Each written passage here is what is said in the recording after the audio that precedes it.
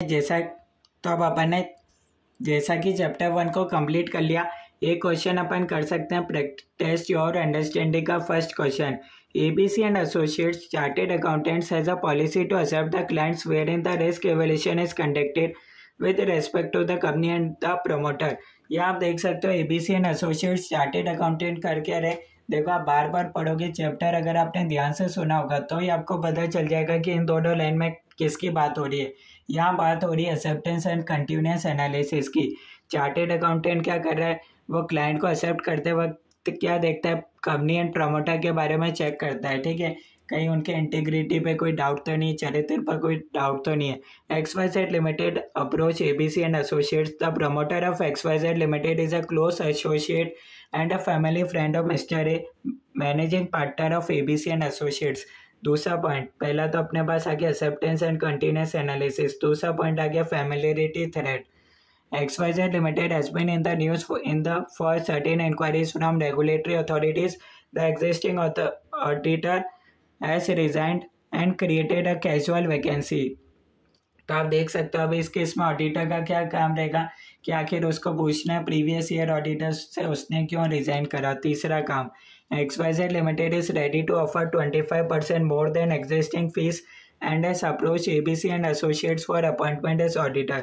Mr. A has a strong recommendation to the firm to accept the audit. अब क्यों XYZ company क्या कर रही है, 25% ज़्यादा फीस दे रही है चार्टेड अकाउंटेंट को, तो इसमें कहीं ना कहीं उसके इंडिपेंडेंस को थ्रेट हो सकता है। व्हाट इज़ योर अंडरस्टैंडिंग, तो इस तरीके से आपको आंसर बताना है।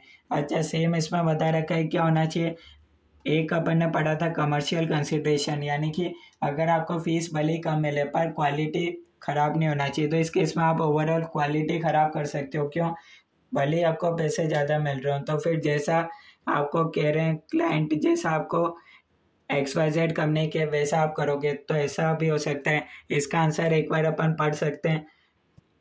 तो सबसे पहले अपन देख सकते हैं इसका मेन जो कंक्लूजन अपने पास रहने वाला है। देखो सबसे पहले तो आपको गिवन सिचुएशन के बारे में बता रखा है। Indicates that proposed client is a new one whose promoter is associate, however the previous auditor is resign. ठीक है, उसका फीस बढ़ा दिया। रेगुलेटरी इंक्वायरीज था। In spite of all this managing partner ने क्या करा, एक्सेप्ट कर लिया ऑडिट को।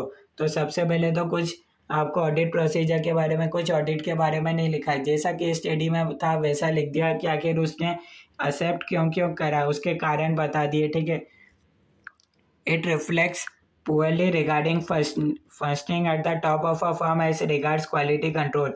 SQC1 क्या बताता है, firm establish system of quality control design to provide it with reasonable assurance that firm and its personnel comply with professional standards and legal and regulatory requirements। सबसे पहले तो इसका ऑब्जेक्टिव लिख दिया।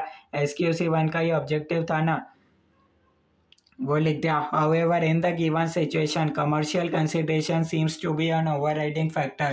तो आपको कमर्शियल कंसिडरेशन बता रखा है, जो पॉइंट मैंने आपको बताया था।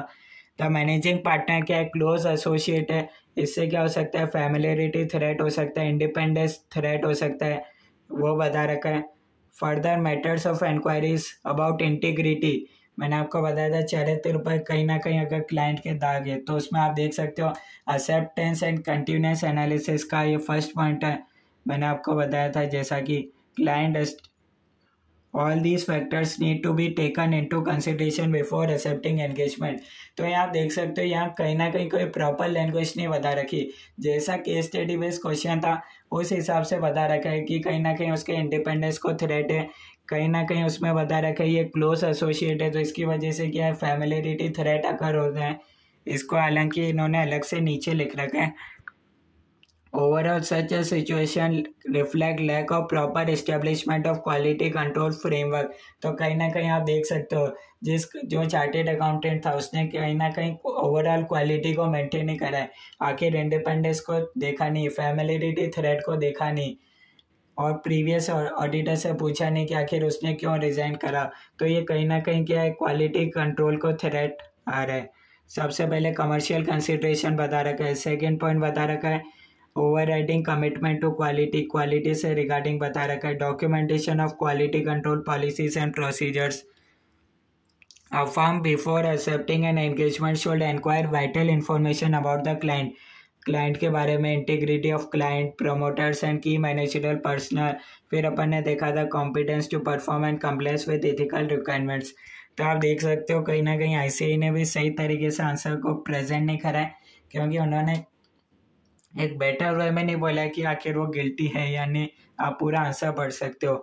तो आप देख सकते हो अगर आपको चैप्टर समझ में आ गया तो आप अपने मन से मतलब जैसा स्टैंडर्ड में बोला है उसी सेम लाइंस को, की वर्ड्स को आप ध्यान में रखते हुए आंसर लिखोगे तो चलेगा। क्योंकि अब नए सिलेबस के अंदर क्या हो गया, आपको लाइन बाय लाइन याद करने की ज़रूरत नहीं। अगर आपको स्टैंडर्ड समझ में आ गया, चैप्टर 1 पूरा समझ में आ गया, तो आप उससे क्या हो गया, केस स्टडी में हाईलाइट कर सकते हो कौन कौन से फैक्टर्स के अराउंड आंसर रहने वाले हैं। उसी के अराउंड आपको एग्जाम में मार्क्स मिलने वाले हैं। जैसे कि मैंने आपको बताया था, एक पॉइंट क्या लेना है, प्रीवियस ऑडिटर से पूछा नहीं कि आखिर उसने क्यों रिजाइन करा, और रेगुलेटरी इंक्वायरीज थी फिर भी उसने कर लिया। इंटीग्रिटी ऑफ क्लाइंट, क्लाइंट के चरित्र पे कोई दाग था फिर भी उसने एक्सेप्ट कर लिया।